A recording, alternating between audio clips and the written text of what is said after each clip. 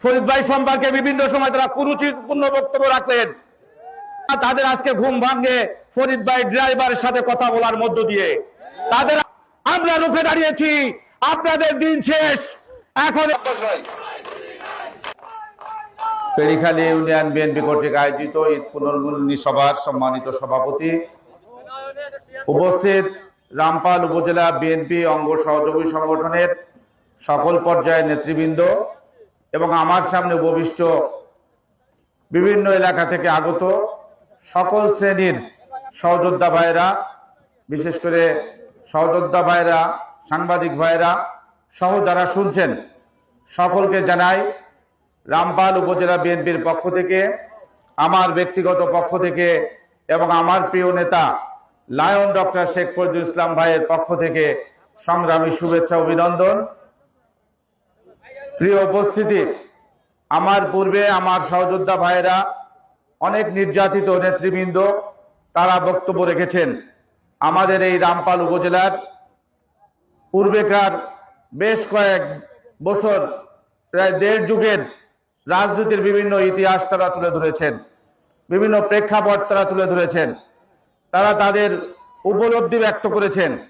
আমি শুধু একটি কথা বলতে চাই, মাগরিব সমাগত, বক্তব্য খুব বেশি দীর্ঘায়িত করা যাবে না। আমি শুধু একটি কথা বলতে চাই, সেটি হচ্ছে, আপনারা জানেন আমাদের এই প্রিয় নেতা লায়ন ডক্টর শেখ ফজলুল ইসলাম ভাই, তিনি চক্ষু শিবিরের মাধ্যমে এই রামপালে তার কর্মকাণ্ডের যাত্রা শুরু করেছিলেন। সেই মানবিক কর্মকাণ্ড একটি পর্যায়ে যখন হাজার হাজার মানুষের সেবার দেওয়ার মাধ্যমে মানুষের কাছে সমাদৃত হয়েছেন, তিনি দলকে ভালোবাসেন, দলের বিভিন্ন দায়িত্ব পালন করেছেন, দল এবং তার এই কল্যাণমুখী কাজ একত্রতা এক হয়ে যে এই রামপাল মোংলায় তিনি একটি গণমানুষের নেতা হিসেবে আমাদের মাঝে উপস্থিত হয়েছিলেন, এখনো বিদ্যমান আছেন।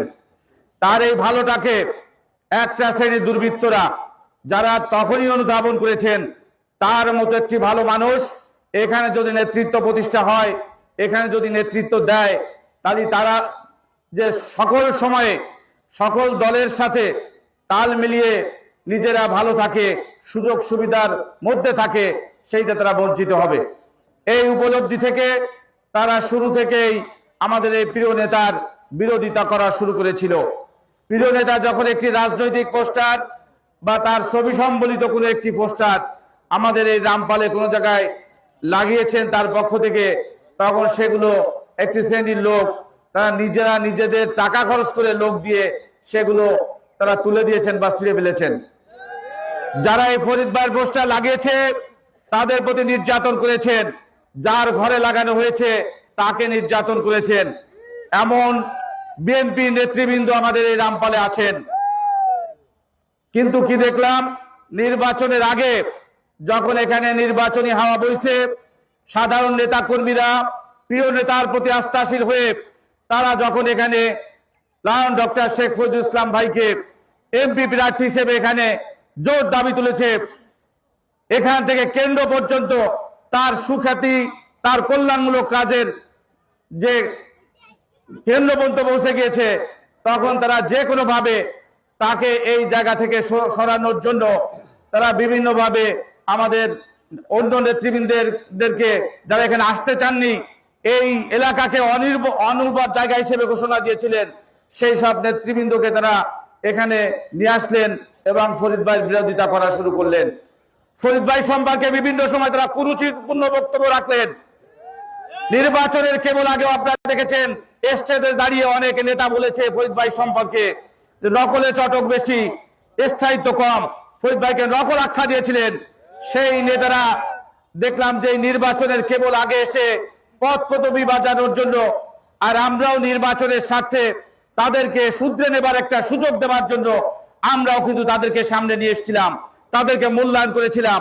তাদের পদ পদবি আছে, আমরা ভেবেছিলাম তারা এই সুযোগে নিজেদেরকে শুধরে নেবে এবং একটি এখানে ভালো রাজনীতির চর্চা শুরু হবে। তারা তাদের যে দীর্ঘদিনের অপরাজনীতি করার অভ্যাস, সেটা থেকে তারা বেরিয়ে আসবে, এই প্রত্যাশায় আমরাও তাদেরকে সামনে দিয়ে আমরা যতই অসময়ে ভূমিকা রাখি না কেন, বারবার জেল খাটি না কেন, দলের স্বার্থে, নির্বাচনের স্বার্থে আমরা পিছনের কাতারে গিয়ে দাঁড়িয়েছিলাম, কিন্তু তাদেরকে জায়গা করে দিয়েছিলাম। কিন্তু তারা উড়ে এসে জুড়ে বসলেন। তারা এসে কি করলেন?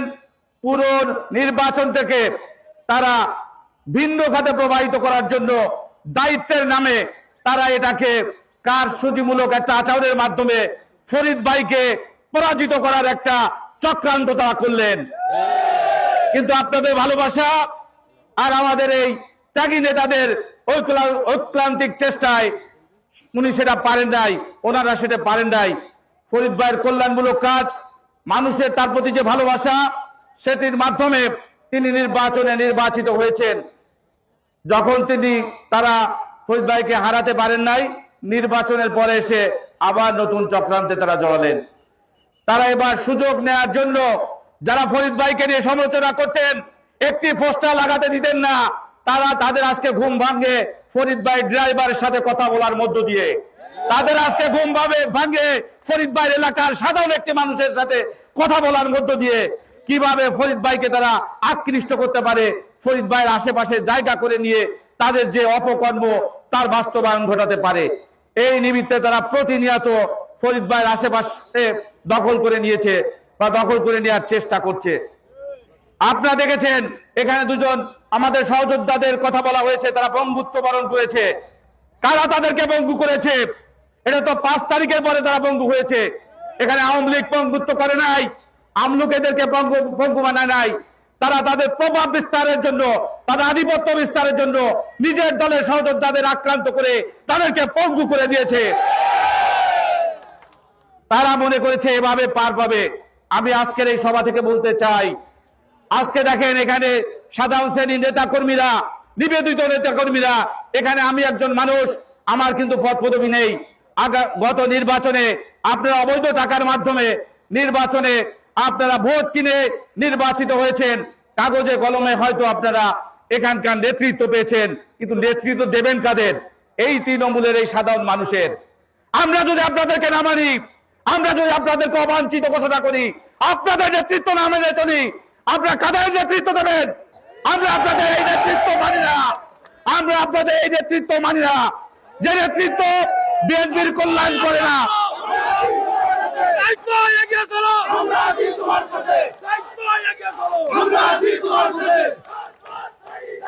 যে নেতৃত্ব বিএনপির কল্যাণ করে না, যে নেতৃত্ব বিএনপির নেতা কর্মীর নিরাপত্তা দিতে পারে না, যে নেতৃত্ব আমাদের নেতা লায়ন ডক্টর শেখ ফজলুল ইসলামের 1.5 যুগ ধরে যে অর্জন, সেটা 1 মাসে বিনষ্ট হতে চলেছে, যাদের দ্বারা সমালোচিত হচ্ছে, তাদের নেতৃত্ব আমরা মানি না। আপনারা যে সুরভিসন্ধি করেছেন আর পাবেন না। আমরা রুখে দাঁড়িয়েছি। আপনাদের দিন শেষ, এখন এই সাধারণ নেতা কর্মীর দিন শুরু।